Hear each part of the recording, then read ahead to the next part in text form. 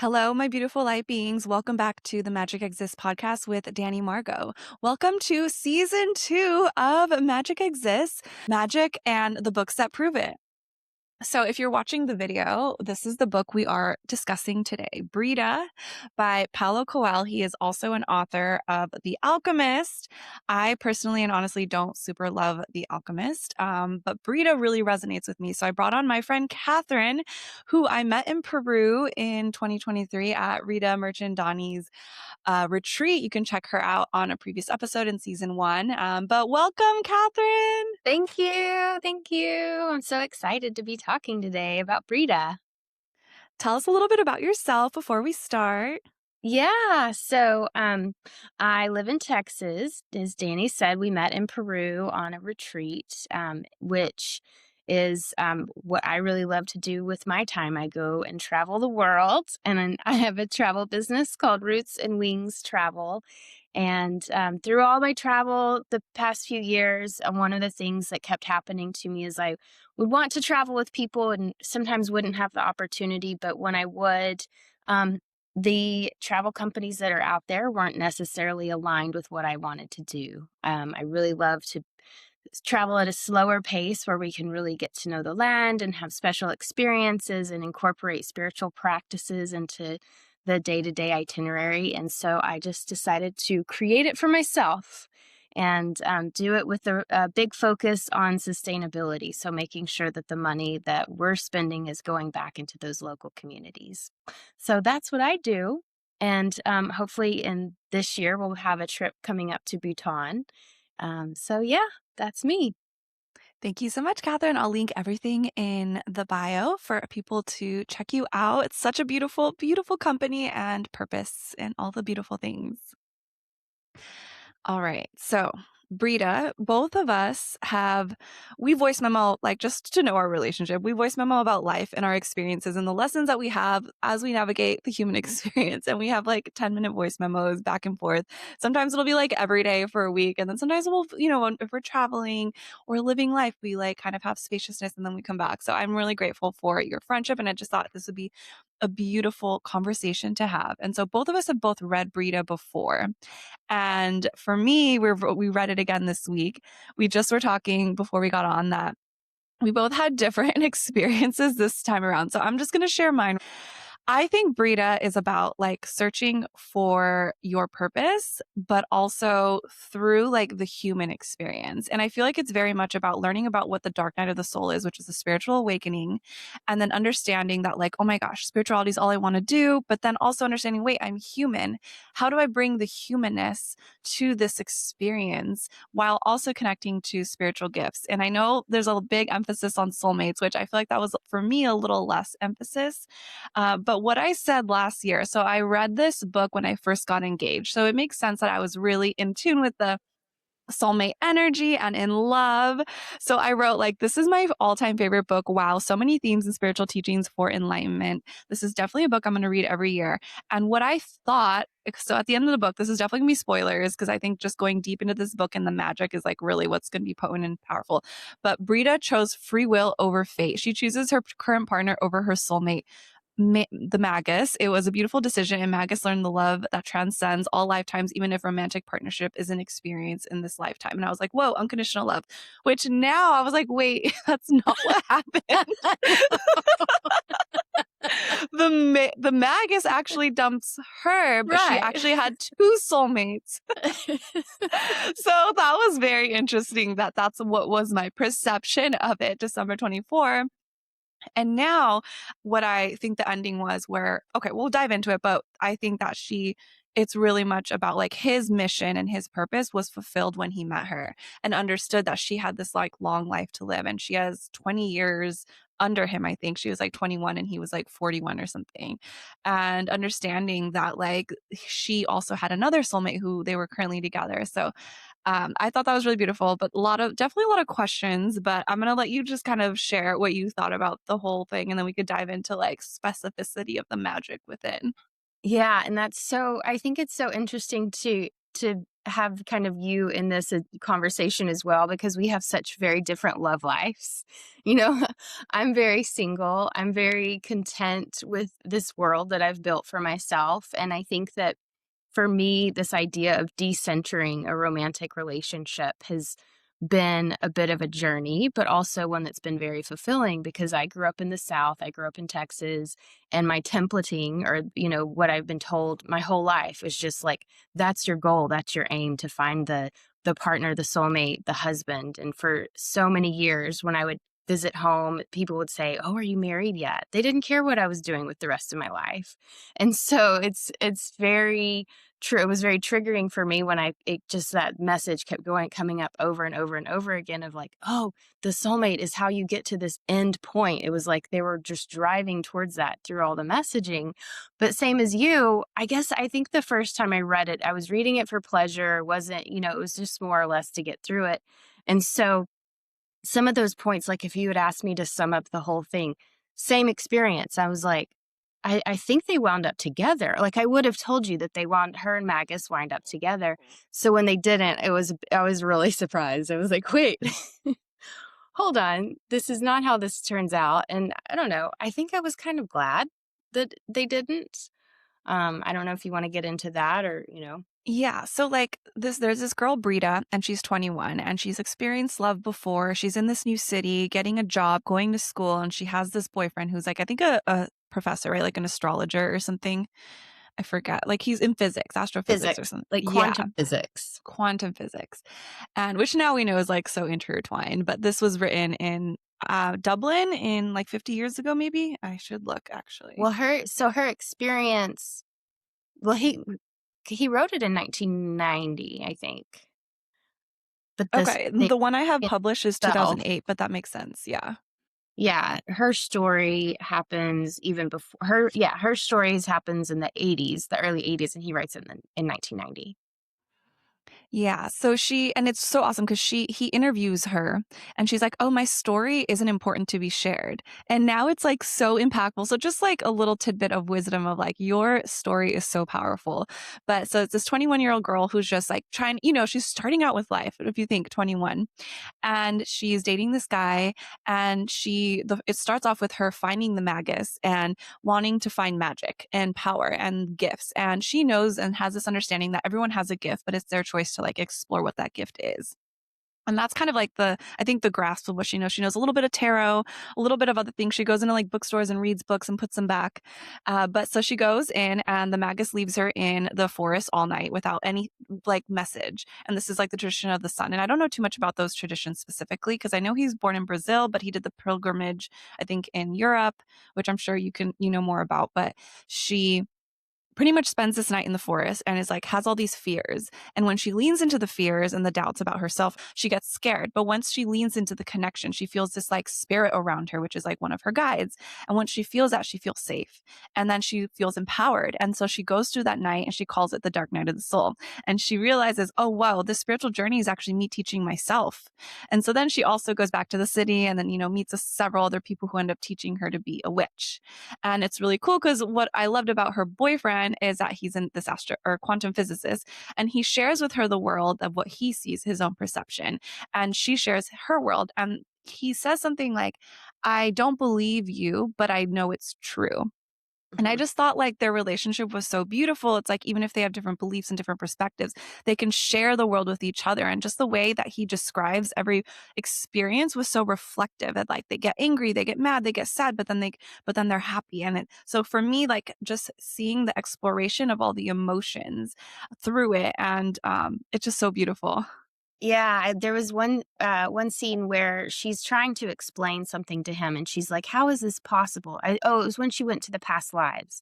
She's describing her vision where she relived a past life, and she's introducing this to him, her boyfriend, and he is very thoughtful about it, and he, instead of like questioning her experience, says, "Well, in physics, there's this concept of, and I think it's maybe atoms." Two atoms can go through holes and they remain completely the same. They don't ever split. And so he helps support her growth and where she's trying to go and what she's discovering with his own terminology and relates to it that way, which I thought was really beautiful. Let's just jump into that past life because I feel like we were having this little bit of a conversation about this, and I thought it was just so powerful. So she definitely goes into the Akashic Records. She sees this temple through a meditation when one of her teachers was like guiding her in the woods. And she's like, describes this cathedral that's like a library. And she goes into the basement and she pulls a book. And then the book shows her like she doesn't know the way, and she starts finding, or she begins to find herself in the south of France with like in the middle of a war, and she's like dying. She remembers her boyfriend in that time, and like she hears these voices, these spirits, right? Her intuition. And it's interesting. So they are the Cathar priests, and they describe them a little bit, and I'll read it here. I feel like I saved so many notes. I'm like, I know, me they're too. the perfect It's like ones. got all pretty. Like, Schitt's Creek, have you seen it where Alexis like goes to school and she like highlights every single word, and then David's like, you missed a spot. She's like, what? And then they look at the page and literally every single word is highlighted. I feel like that's me with this book. But the Cathars are the perfect ones, were the priests of the church founded in the south of France at the end of the 12th century. They believed in reincarnation and in the existence of absolute good and absolute evil. The world was divided into the chosen and the lost, which meant that there was no point in trying to convert everyone. For 40 years, Cathars and Catholics fought bloody battles. And so pretty much like this was a war against power. And she was a part of this. And her husband or boyfriend in the time was like fighting the war. And she goes into this past life and understands and hears the messages, because she's trying to figure out what her gift is, right? Which is, this is the moment she finds out she's a witch. So when she comes back, her teacher, Wicca, was like, was that vision true? And then she brings this book to her and she's like, read about it. This is truth. And I just thought that was so powerful, because I didn't even realize when I read this in 2024 that she was accessing the Akashic Records, and that this was, the Cathars were a lineage of, and this is what I want you to speak more about, but like Mother Magdalene, Mary Magdalene, and like the light, which is like the Sophia wisdom. And I guess this is like kind of the lineage of the Rose line, where Jesus and Mary were actually married. And it was like the rebirth of the way of love. Yeah, so there's this really incredible book called Mary Magdalene Revealed by a woman, Megan Watterson, and she goes through and talks from a very historical, factual perspective of Mary Magdalene as a person and as Jesus's partner. And I've always been raised with the same belief I think that everyone else has, which is that Mary Magdalene was a whore. And in fact, she was a very powerful businesswoman. And there's a lot of records and a lot of proof that she supported financially a lot of what Jesus was trying to do as a disciple. And so she actually has her own gospel, and she has books that she's written and were discovered. And all of her messaging was that God is within. That there's really this idea that you have to go to a church and you have to be somewhere outside of yourself to discover God is completely false. So, of course, that challenges power structures.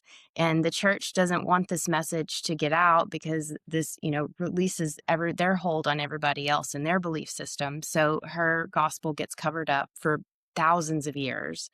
And I think it's been only maybe in the last 160 years that the church was even willing to say that the Gospels existed.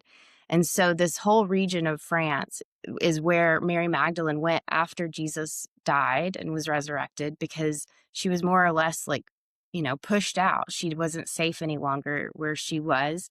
And yeah, this whole region, it's just a really incredible place. And I actually got to go into one of her caves, where she allegedly would go to the cave, and like 7 times a day the angels would come and visit her. And this was during a time of just heavy, heavy grief, because she'd lost her lover. For her, Jesus was her partner. And so that it took so much strength and so much wisdom to go through the south of France to this region where Brida had actually had this flashback, to go and say, okay, I'm going to continue preaching my gospel as I know it, which is that God is not external to us. God is within us completely. So yeah, it's a really powerful flashback.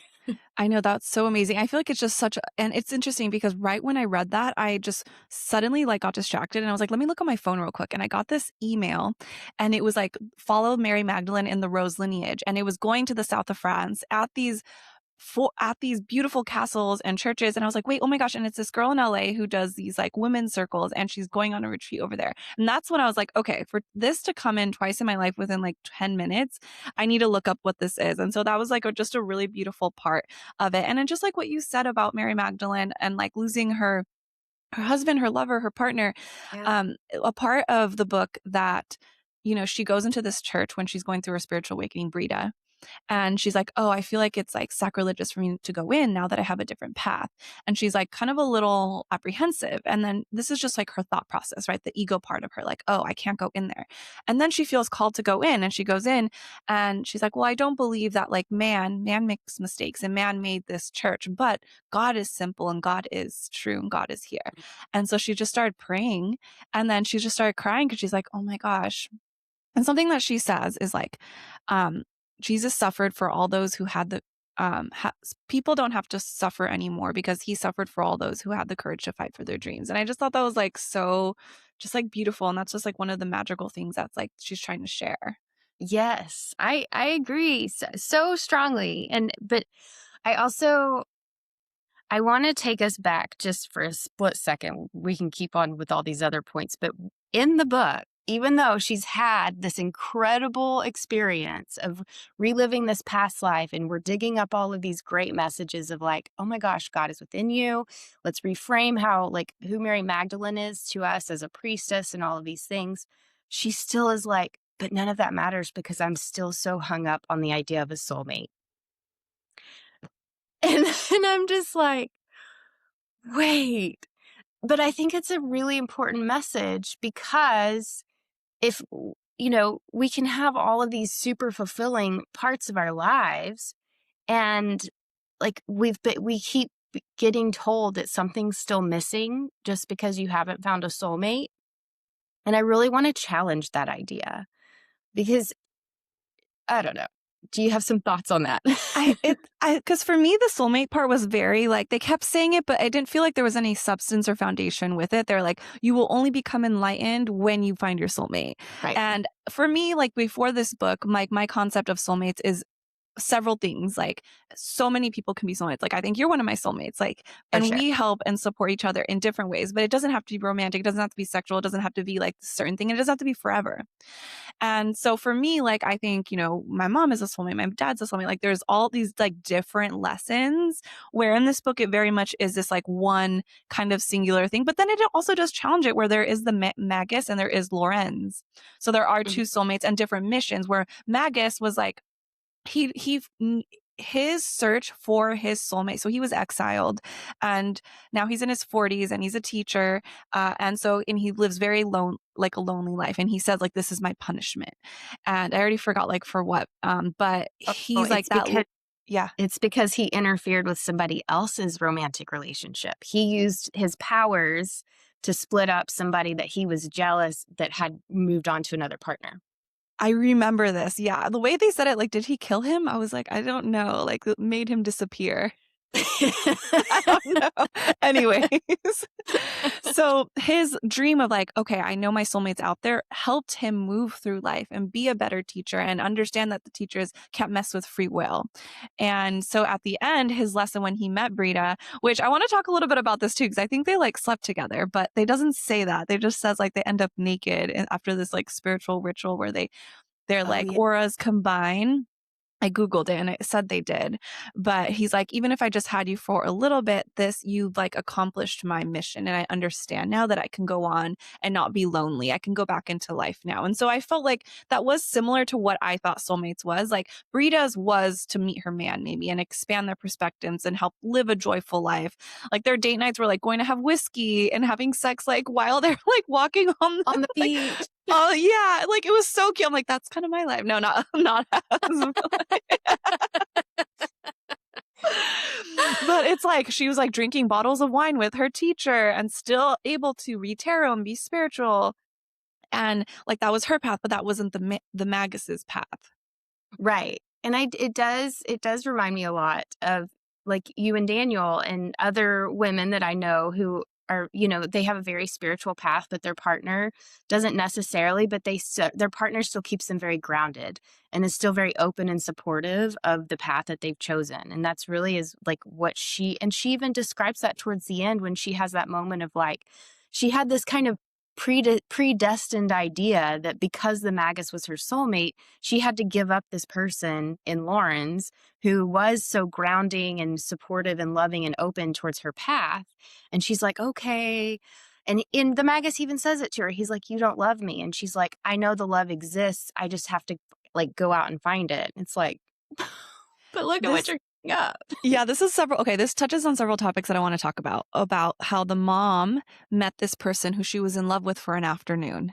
Oh, yeah. And Okay, where mom. so, like, she's married already and goes Yeah. to church and just talks to this man all afternoon, and she's She's just so 38. Yes, okay. 38. And just says like I was his wife and lover and partner all in this moment because he shared with me his burdens and his desires.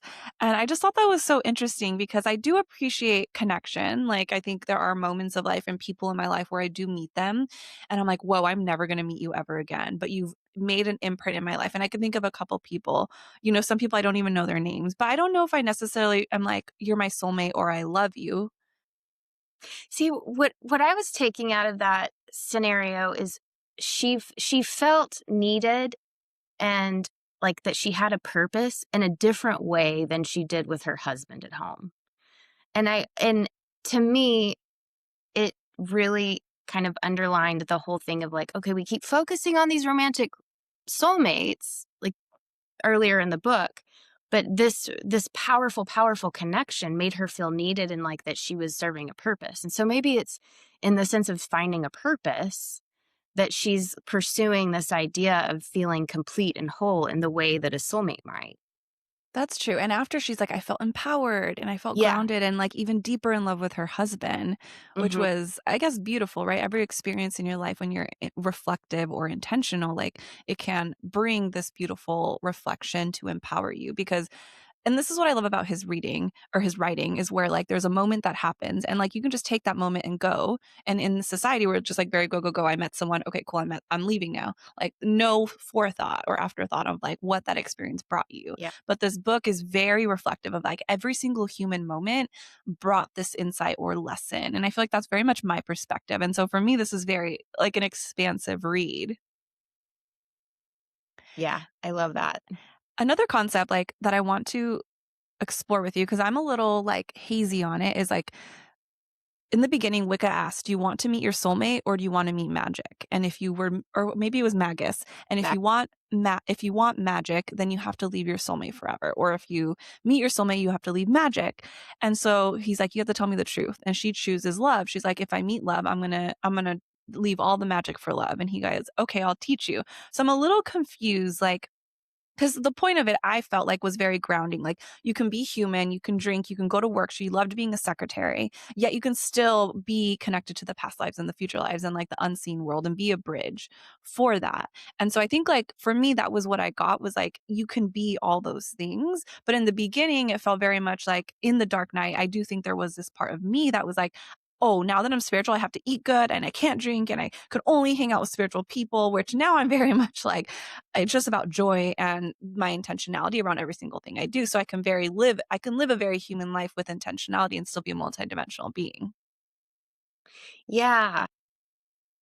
Because again, that was another one where I was just like, oh my gosh, is this whole story going to be about how you got to pick love, you got to be completed by your soulmate, da, da, da, da. But you're also hitting on something that really bugged me, which is that I got complaints, which is that because he wasn't being transparent with her about the feeling that he was her soulmate, he was then in turn lying when she'd ask questions. Like she'd say, why did you choose to go ahead and teach me? And sit there and be like in his head, like, well, because you're my soulmate, and then give her a different answer. And so, yeah, it was, but so in a way, he was almost expecting, like, I want complete transparency from you, and I want you to be like truthful about whether, magic or love is the highest priority here, but I'm not going to give you that in return. Do you think he overcompensated for, like, his mistakes that he was trying so hard not to influence her free will? Oh, in the way that, like, because he had made that error in judgment of like, yeah, that's an interesting point. Because oftentimes I think, like, as a teacher, we have this certain history of, like, mistakes, lessons, right? And Mhm. oftentimes the people that do come to us are meant to learn from that space. But it is interesting because Wicca also was like, "Oh, I'll just teach you because the magus is gonna teach you." So, like, was she really meant to be taught? But then she was because she was Magus's soulmate because in divine timing, like, there was a connection there that he needed to learn. Well, and by that thread, it's kind of like, well, was Wicca really that true in her intentions, or was she just really curious if Britta and Magus were hooking up because she's got this like old school beef with him? Yeah, yeah, no, very human, and even when they show up to the witch's sabbath and the magus kinda goes through his mind of like, "Oh, she's gonna be mad and jealous because I'm, like, I'm Brida's soulmate," and then Wicca does kinda have a sense of jealousy, but then she, like, moves through it. So it is, like, very interesting that, like, even as a spiritual teacher in your connection to God and the universe, like, obviously you're still human. Yeah. Well, yeah, and he did it when he was, like, imagining in his head how it was all gonna play out. I was like, "Oh, that's something I do for sure," where you're just like, "Oh, it's gonna be like this or like this," and he's like, "Oh, and Wicca's gonna hug me, and it's all gonna be okay." It's like, "Okay." I love that. Okay, so I wanna bring up a quote that about, like, so this is on page 45. If someone's, like, reading or, has the book for them, something about, like, the knowledge was always the power that kept the universe in its place and the stars turning in its orbits. That was the glory of man, to nurture and maintain knowledge, and that is why the whole human race has survived. So this thought of, like, having wisdom carried on generation. To women was given something far more subtle and fragile, but without which knowledge makes no sense, and that thing was transformation. The men left the soil fertile, and we sowed seeds, and the soil was transformed into trees and plants. So men were given knowledge as power, and women were given like transformation. So when male knowledge joins with female transformation, then the great magical union is created, and its name is wisdom. Wisdom means both to know and to transform. And I thought that was really cool because he has this like ecosystem of all his books and like this like theme that goes between all of them. So on page 14 in the back, it's like Brida is soul, the alchemist is wisdom, and then like 11 minutes is love, redemption, or there's a bunch of other ones like forgiveness, humility. And so I feel like these just like little tidbits of like wisdom are like just like so powerful. Well, and I will say, there may be different versions because for me, that all of that was on page 47.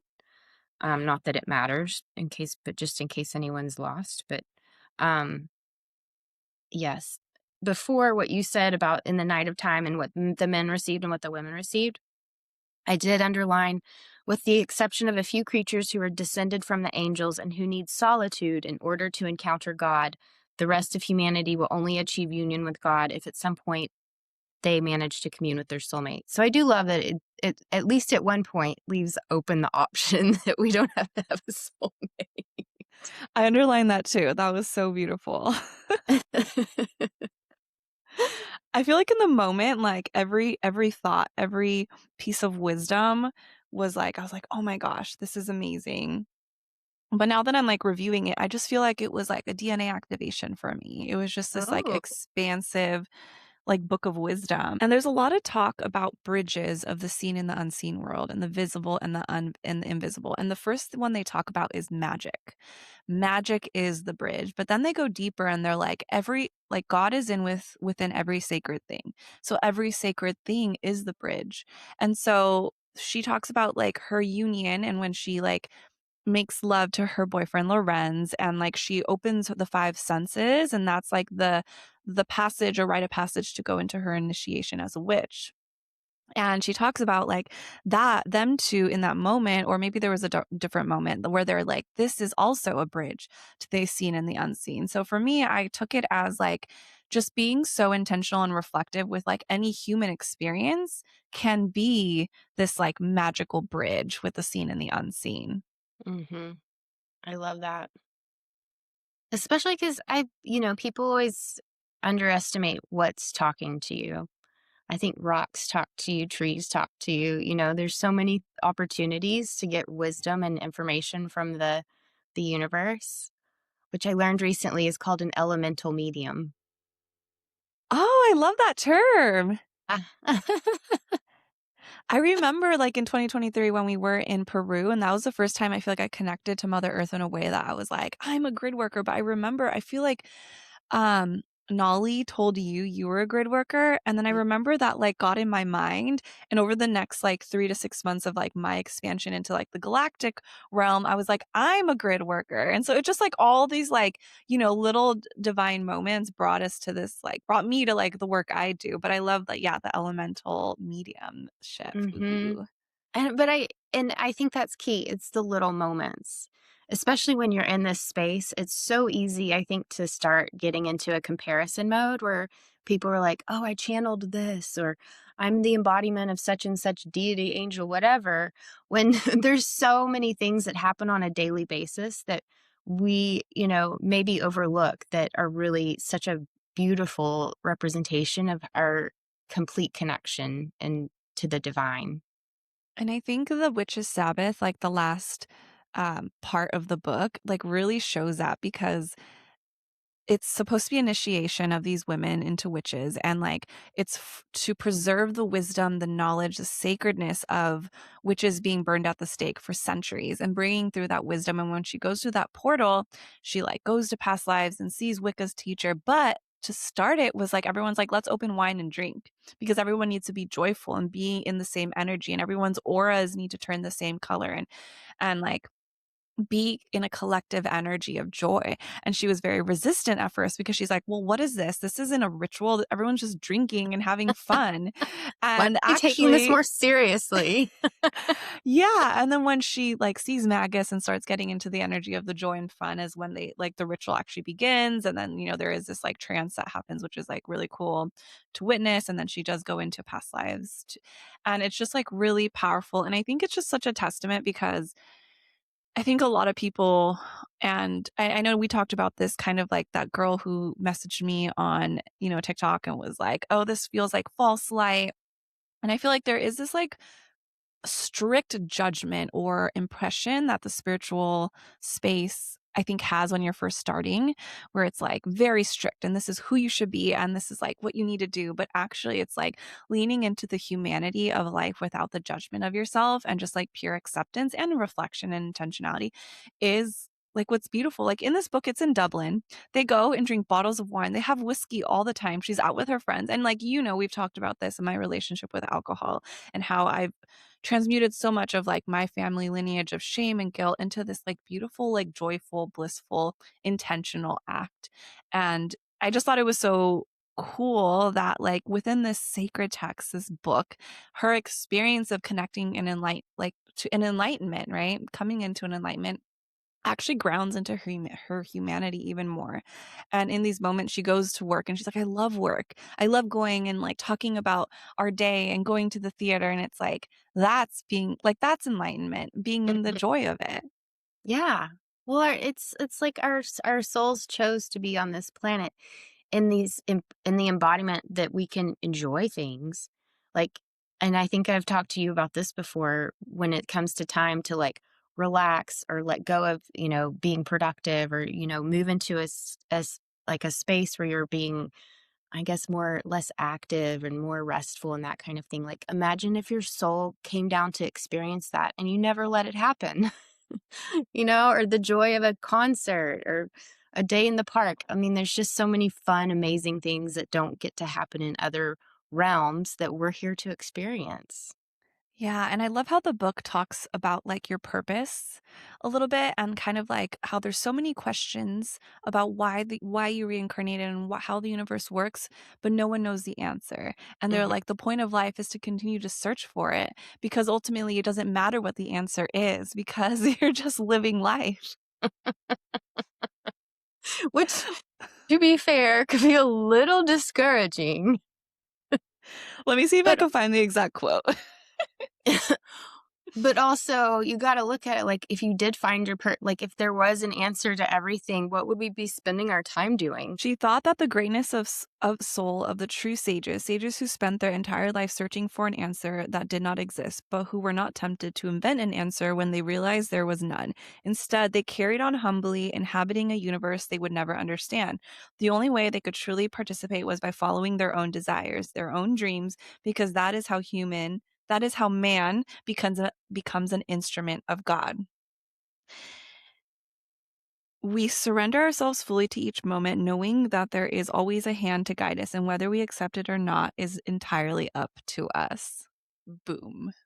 Mic drop. The purpose of life. It's Solved like it, done. yeah, like having the courage to take the steps to always we always wanted to take is the only way of showing that we trust in God.